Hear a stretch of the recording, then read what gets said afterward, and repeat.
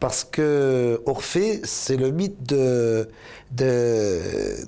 homme amoureux, d'un grand artiste, très performant au jeu de la lyre, et qui a perdu son amour, Eurydice, et qui descend, qui séduit tout le monde avec la beauté de son chant, et qui réussit à sauver et à voir une dernière fois son épouse. Donc c'est avec l'art qu'il arrive à convaincre et à franchir tous les obstacles, toutes les douleurs, tous les pièges. Ça, c'est pour Orphée. Baggio, pourquoi Baggio parce que Mario. Parce que mon papa, qui s'appelait Giovanni Morisi, qui était un ouvrier, depuis tout petit m'a transmis l'amour du football international, l'universalité du football, à travers des noms comme Puskás. Alors j'ai appris à prononcer le hongrois. Ben Barek, l'Arbi Ben Barek, quand je me suis rendu compte que comme ces ouvriers, il y avait des gens qui venaient de l'autre côté de la Méditerranée. Et puis il m'a appris des noms comme Di Stefano, comme Coxis, Xibor. Enfin, pour moi, le tour du monde a été fait par la culture. La première géographie que j'ai eue, c'était dans la bouche de mon papa, fou amoureux de football. Et voilà le côté culturel des origines. Et évidemment, la plupart des joueurs que j'ai admirés, on s'identifie toujours. J'imagine qu'à Marseille, toute l'immigration du nord de l'Afrique s'identifie à quelqu'un comme Zinedine Zidane. Alors moi, ceux qui ont été pour les premiers amours, c'était un numéro 10 ouvrier qui s'appelait Roger Piantoni et qui a été dans la grande équipe Fontaine, Piantoni, Coppa. Et puis ensuite, mon autre héros, ça a été Rivera. Alors c'était un Italien numéro 10, encore un numéro 10. Puis ensuite, quand il y a eu Platini, c'était l'idéal parce que c'était à nouveau un Italo-français, franco-italien. Et quand il a marqué des buts décisifs contre l'Italie, j'étais un peu triste, mais voilà. Et c'est arrivé à Baggio. En 88, j'ai découvert un type qui s'appelle Roberto Baggio et qui m'a enchanté par son élégance, sa différence. Et je sais pas, par exemple, si j'appuie sur ce truc-là, on regarde cette image, on a l'impression que c'est un match contre la Tchécoslovaquie et tout, en Coupe du Monde. Il avait 22 ans, après des blessures très graves, et on a l'impression que c'est du patinage artistique, c'est pas du football. Je pense que il a traversé la moitié du terrain et cette espèce de grâce et de beauté, on peut le revoir quoi, à une demi du terrain, on dirait pas. Henri donne une grande impression de vitesse, là. On a l'impression que c'est de la poésie, du toucher, et ça m'enchante particulièrement parce que quand on a joué au football et qu'on sait la difficulté qu'il y a à 16 ans, ça c'est l'un de ses premiers penalties, à s'imposer lorsqu'on mesure 1m74, 72 kilos, et on l'a vu la semaine dernière avec Alain Besset, avec Georges Pérez qui sont dans la salle à côté de vous, on voit une petite sarcelle, un petit type de rien du tout, donc ça va être du talent pur pour que depuis 22 ans, il puisse s'imposer aux gros bastards et costauds. Alors voilà, ça c'est ses premiers buts, c'est un mélange de puissance, de différence. Et ça me touche beaucoup.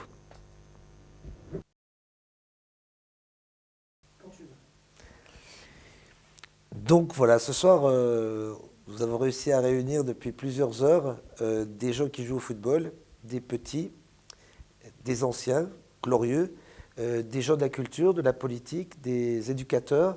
Et nous avons passionnément réussi autour de quelque chose qui s'appelle Orfeo Baggio. Orfeo Baggio. Mise en scène par Alain Besset du Choc Théâtre, écrit par moi-même, Mario Morisi. Donc si je découpe les choses, il y a Orfeo et Baggio. Orfeo, c'est le mythe d'Orphée. Donc c'est une très vieille histoire, une très vieille légende qui fait partie de la mythologie gréco-latine, mais qu'on retrouve partout dans le monde. C'est le mythe de quelqu'un qui a perdu son aimé, qui a perdu son amour, et qui, avec son talent et son courage, descend aux enfers pour aller la rechercher. Orphée aimait passionnément Eurydice, et en jouant de la lyre et en séduisant tous les obstacles, en les passant, il va la retrouver et la voir une dernière fois. L'histoire se termine tristement puisqu'il ne doit pas se retourner et il se retourne et il la perd pour toujours. C'est un peu l'image de l'homme qui ne peut pas lutter contre la mort et contre le temps. Baggio parce que Roberto Baggio est inscrit dans mon histoire. Je m'appelle Mario Morisi, fils d'Italien, et le premier raconteur d'histoire, le premier professeur, le premier signe de culture que j'ai eu dans ma vie, c'est Giovanni Morisi, mon père, qui est mort il y a 1 an et demi, et qui me racontait les histoires de football du passé avec une telle verve, une telle passion, comme il n'y avait pas de télévision ni de radio, ou à peu de choses près, que des gens comme Ferenc Puskás, comme Zamora, comme Planitka, qui étaient tchécoslovaques, hongrois, sont devenus des héros de la mythologie. L'Iliade et l'Odyssée, pour moi, c'était tous ces joueurs que je n'avais pas vus, que mon papa racontait. Il me parlait du Wunderteam, c'était une fantastique équipe autrichienne, puis il me parlait de la grande équipe de Hongrie, puis il me parlait de cette année 38 en Italie où tous les réfugiés italiens, tous les exilés italiens, soit par la misère, soit par la politique, qui détestaient pour la plupart Mussolini, ont été applaudir l'équipe d'Italie à Colombes,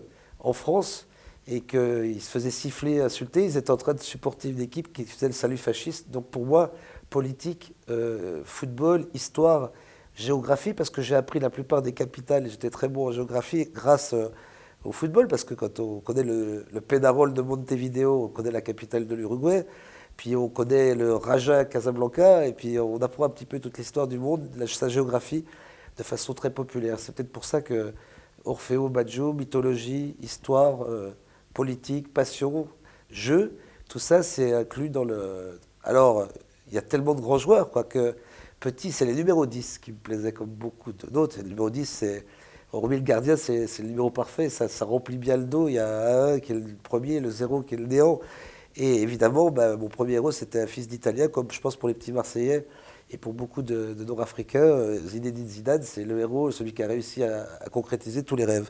Alors le premier, c'était Roger Piantoni. Alors il y avait Kopaszewski, il y avait Piantoni, donc d'origine italienne, et puis il y avait Fontaine, quelqu'un qui était né de l'autre côté de la Méditerranée. Donc, et bien d'autres, des remetteurs, enfin tous les noms de toute la France, c'était des... Il y a aussi la géographie de la France qu'on apprenait comme ça. C'était mon premier héros, un numéro 10, blessé au genou, trop tôt. Et ensuite, il y avait mon second héros, c'était Rivera. Alors Rivera, c'était 10 ans plus tard. J'admirais son élégance, encore un Italien, encore un numéro 10. Puis il y a eu Platini, alors c'était parfait parce que c'était encore le mélange de la France et de l'Italie.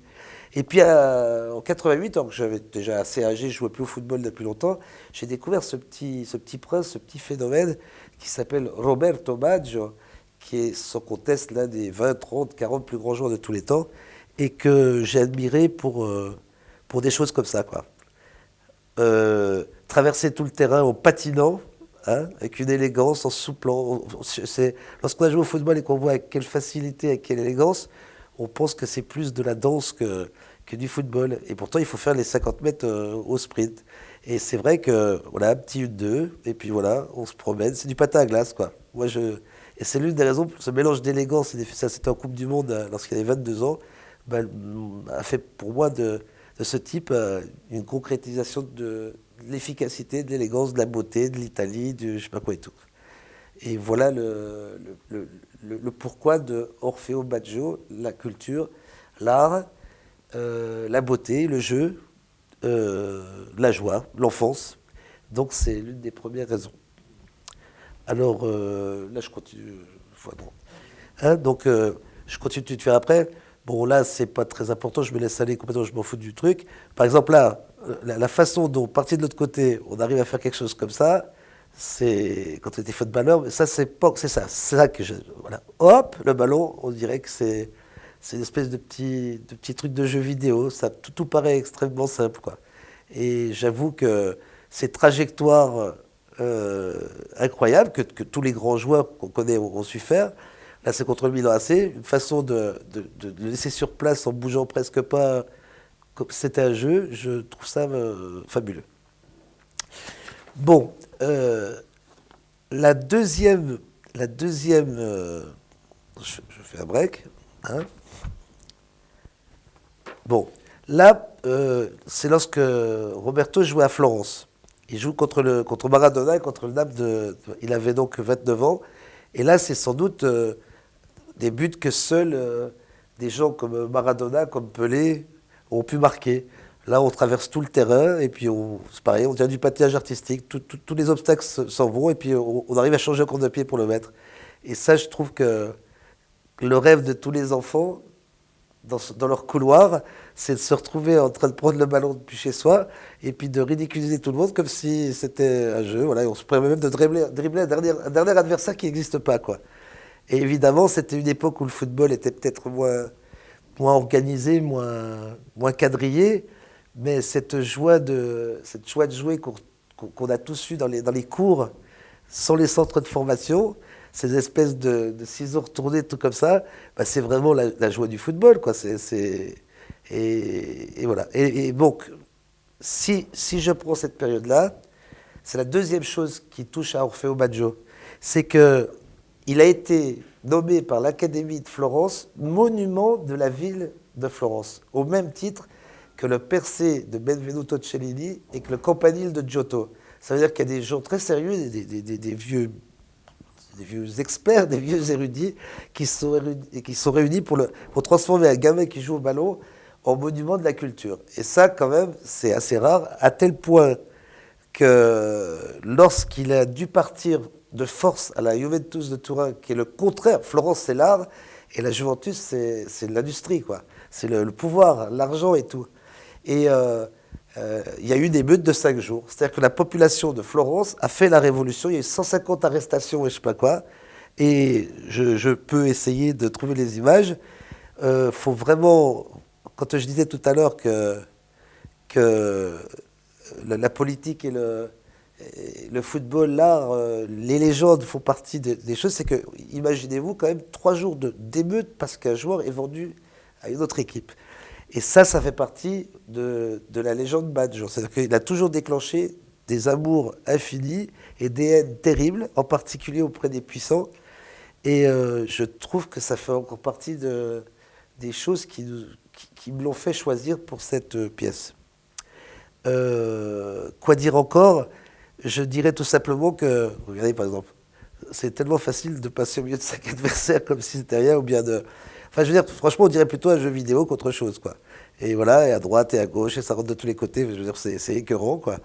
Et voilà, ça fait partie de ces gens qui sortent de l'ordinaire, qui sont des artistes, qui, avec leur corps, inventent des choses. Regardez, on ne sait pas si les pieds pensent tout seuls. Enfin, c'est infernal, quoi, voilà.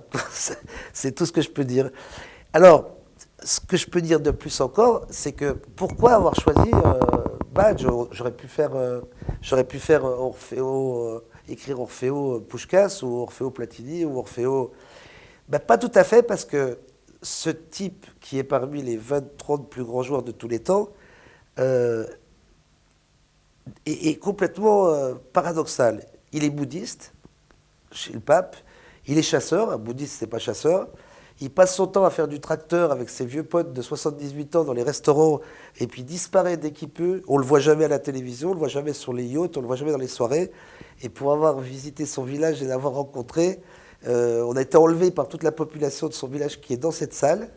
Les gens de Caldogne, je vous salue. Et c'est vraiment un personnage hors norme qui habite dans son village, au même endroit, toute sa famille autour de lui, près de ses copains. Il n'a pas de piscine, de trucs, c'est une maison normale.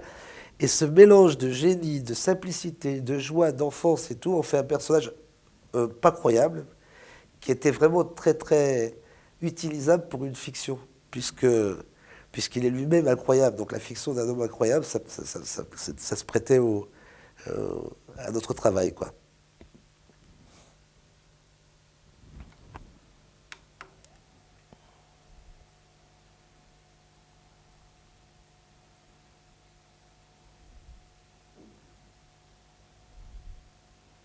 Ah voilà, c'est celui-là, ouais, excuse-moi. Ah, parce que là, il y a le ballon d'or, ce qui est quand même, pour ceux qui se rappellent plus qu'important, il y a surtout un but phénoménal, quoi. Alors attends, là il y a la Coupe d'Europe.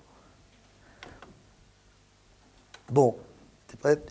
Donc voilà, donc là c'est l'époque où il jouait à la Juve, et il y a 10 ans à peu près, et c'est le match contre la finale contre Borussia Dortmund, et donc victoire dans la Coupe de l'UEFA, ce grand joueur, contrairement à Cruyff, à Pelé, à Maradona, qui ont gagné des Coupes du Monde, a finalement gagné peu de choses. Et ça c'est un paradoxe, il a toujours été avec la Juve quand il fallait Milan, avec Milan quand il fallait être avec la Juve, mais il a quand même obtenu des titres, puisque c'est le troisième joueur italien qui a eu le ballon d'or. On voit ici la remise les autorités de l'équipe et puis par le Bearzot, l'ancien entraîneur, donc Paris, 25 juin 94. Et voilà, regardez, pardon. On dit que Maradona a marqué des buts exceptionnels, certes, mais ceux qui sont français ne voient peut-être pas. Vous allez voir un petit peu ce que ce type a fait une vingtaine de fois dans sa carrière. Regardez, je vous laisse regarder.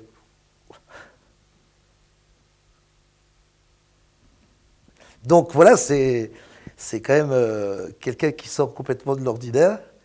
Et là, on le voit en pleine période de gloire, du droit, du gauche, de l'extérieur, de l'intérieur. Enfin, c'est voilà, c'était tellement facile de jouer au football. Mais maintenant, ce qu'il y a de plus beau, c'est qu'il a décidé de jeter ses managers. Il a, depuis exactement 11 ans, il a défendu tout seul ses intérêts en face de la Fiat et d'Agnelli. Il a pris un ami qui n'est même pas enregistré. Je vous laisse encore regarder ce but-là. Qu'est-ce qu'on peut faire quand on fait ça? Ben, on fait ça, par exemple. Regardez, vous voyez, c'est pas tellement difficile de jouer au football, quoi. Et donc, il a décidé de défendre ses intérêts. Il s'est mis à dos tous les agents et tous les pouvoirs de l'argent en Italie. Et il a fini par se retrouver à Brescia. Et Brescia, c'est une petite ville, c'est une ville qui a l'importance de Saint-Étienne, mais qui n'a pas le prestige de Saint-Étienne en football. C'est une équipe qui n'était jamais restée plus de 2 ans en première division. Il y est depuis 4 ans. Il joue avec une bande de jeunes gens qui sont fous de jouer avec lui. Et il marque but sur but. Et c'est encore en ce moment le 5e joueur italien à la moyenne. Et il n'est pas chez Nike, il n'est pas chez Adidas. Il est chez Diadora. Diadora, c'est un petit fabricant de la région de Venise où il habite. Un artisan qui faisait des chaussures de luxe et qui s'est mis à faire des chaussures de football dans l'après-guerre. Et je trouve que cette espèce de différence et d'amour du ballon qui fait, après avoir été le meilleur joueur du monde, jouer dans un petit bled alors qu'on a les genoux fracassés et qu'on est fatigué, qu'on a mal partout, cet amour du ballon poussé loin des réflecteurs de la Ligue des Champions à 37 ans me le rend encore plus sympathique. Alors bien sûr, euh, on se rappelle de Roberto Baggio parce qu'il a loupé un pénalty devant 3 milliards de téléspectateurs. Alors vous voyez, ça c'était ce match-là. Il était blessé. Et voilà, c'est des tirs, c'est du football. Et puis, voilà. Et voilà le drame. Il n'a jamais tiré un pénalty au-dessus de sa vie et son rêve s'est fracassé ce jour-là. Il a toujours rêvé qu'il marquait le pénalty décisif contre le Brésil. Et il a marqué 5 buts qu'il a qualifié l'Italie, mais ça a été fini. Et je crois que c'était un mélange de talent et d'échec, de douleur et de rêve, de durée et de fragilité, nous amène effectivement au sujet de la pièce.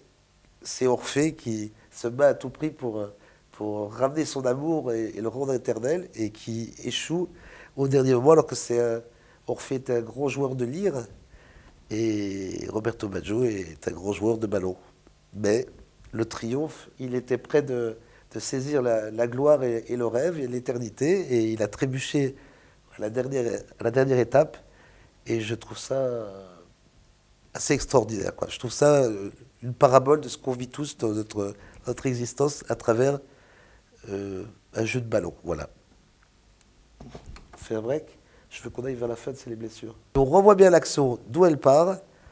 Le contrôle, elle a réussi par un seul contrôle, alors que c'était derrière, à faire une entorse du cou au pauvre gardien. Et ça, c'est un truc exceptionnel. Je vais le remettre parce que c'est vraiment trop beau.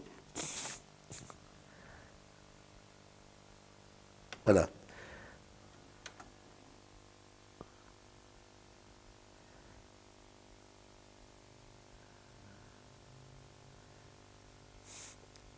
Alors, on n'a pas vu la passe.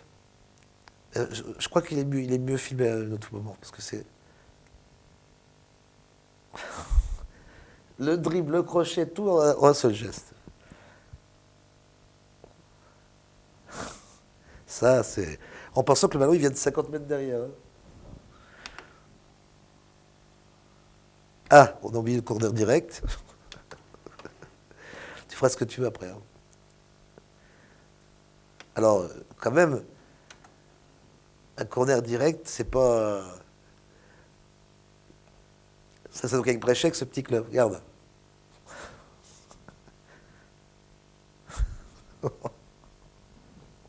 Au premier poteau. Alors ça, c'est son premier penalty. Toute sa vie a été marquée. Le premier but qu'il a marqué à 16 ans au championnat, c'était donc un penalty.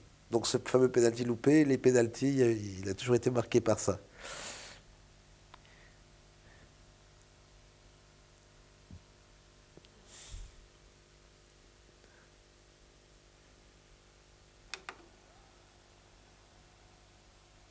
On a le fameux penalty loupé.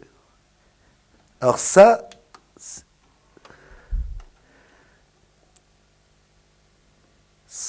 je fais un break. Ça, c'est important, je vais t'expliquer pourquoi. Parce que c'est sa première blessure. Donc, c'était en 85, et après, on voit le professeur Bousquet. Ça, là, je fais plus la comédie. Donc, ça, c'est la blessure qui lui a valu d'être pendant 2 ans sur le flanc, à 17 ans, alors qu'il avait été transféré pour 3 milliards, et c'est ce qui lui a valu de connaître Saint-Étienne. Donc, ils ont retrouvé le match où il s'est blessé. Donc, après, c'est toute une série de trucs sur ses blessures. Donc, ça, c'est la dernière partie, je sais pas quoi, donc, que tu mettras où tu veux. Donc, ça, c'est une image d'archive incroyable parce que c'est de 5 mai 1985. Et regardez, il tacle, il a 17 ans, il a été vendu 3 milliards. Et là, en faisant un faux mouvement, il s'explose le genou complètement au point que tous les médecins qui l'ont vu à cette époque-là lui ont dit qu'il était perdu pour le football. C'était 2 jours après avoir signé un contrat de 3 milliards de livres qui, à l'époque, pour un joueur aussi jeune, était impossible. Donc, il est arrivé à Florence avec les béquilles, avec le genou complètement explosé, et sans le professeur Bousquet, et sans Gilles Chaban, et sans tous les Stéphanois qui l'ont aidé moralement ou physiquement, il n'aurait jamais pu jouer au footballeur. Il aurait été comme un pianiste à qui on coupe les mains à 17 ans. Et donc là, on le voit, ça paraissait un accident comme beaucoup d'autres. Ça lui a coûté 2 ans de rééducation, de souffrance. Et à cette époque-là, tout le monde pensait qu'il ne jouerait plus jamais au football, quoi. C'était le seul, peut-être, avec son préparateur et avec Bousquet, à penser qu'on pouvait le sauver, quoi. Donc voilà comment il n'a pas pu jouer la finale pour monter en deuxième division. Ça, c'est un moment qui l'accompagnait. Voilà, alors là, je suis obligé de revenir en arrière parce que c'est quand même le grand homme. C'est quelqu'un qui l'a remercié devant nous il y a une semaine chez lui. Et là, c'est un moment qui parle de son opération. Et donc, on voit le professeur Bousquet qui explique comment fonctionne un genou. Et c'est cet homme-là qui a permis à Roberto Baggio et à plein d'autres joueurs, d'ailleurs, de pouvoir rejouer au football. Dans ce reportage qui est passé sur la Rail 3, il a un souvenir ému de ce moment-là. Et je crois qu'il se rend bien compte que s'il n'y avait pas eu cette opération et cet homme-là, il n'aurait jamais pu nous montrer tous les bateaux, tous les ballons, tous les buts, tous les exploits. Et il n'y aurait pas eu d'Orfeo Baggio.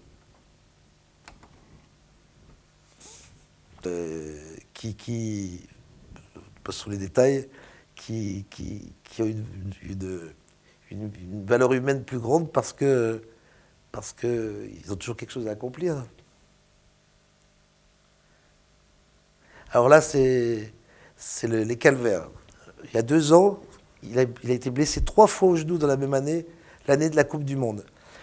Il a joué 3 Coupes du Monde, la 4e lui était offerte, et il s'est pété 3 fois le genou dans la même année, de sorte qu'il n'a pas pu la finir. Encore, toujours, ce petit rien qui fait qu'il n'a pas pu accomplir tout ce qu'il aurait dû faire, quoi. Et c'est peut-être aussi pour ça qu'il continue de jouer à 37 ans. Et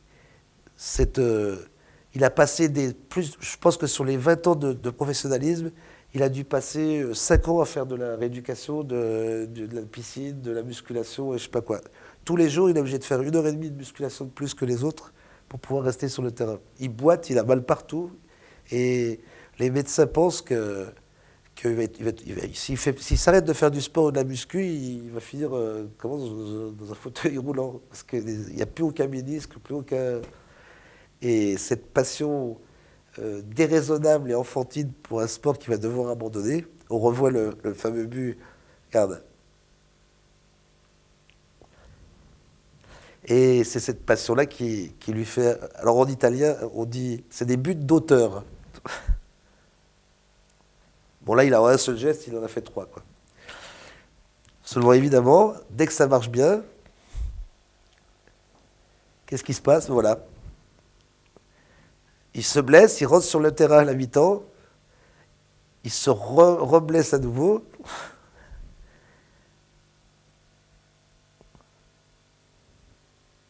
Assassinat, et hop, là, encore à nouveau le genou. Donc il a été opéré 6 fois. 6 fois du genou, et il a fallu chaque fois faire des heures et des heures de rééducation.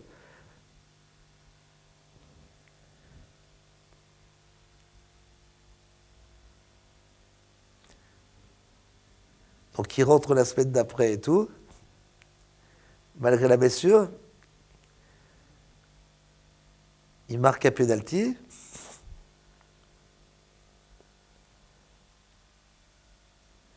la partie continue. Et en se retournant, il se rebousille le genou à nouveau.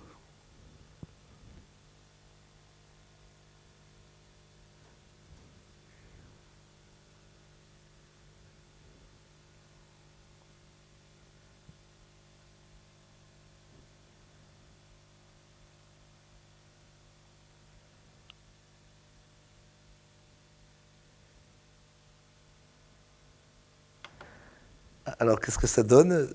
Eh ben, ça donne que, voilà, je reviens derrière parce qu'il a fait ça plus de faire ça que de jouer au football. Le genou qui est bourré de cicatrices de tous les côtés,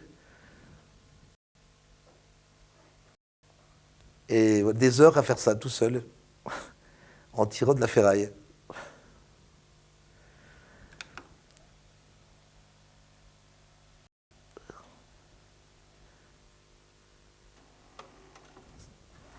C'est bon.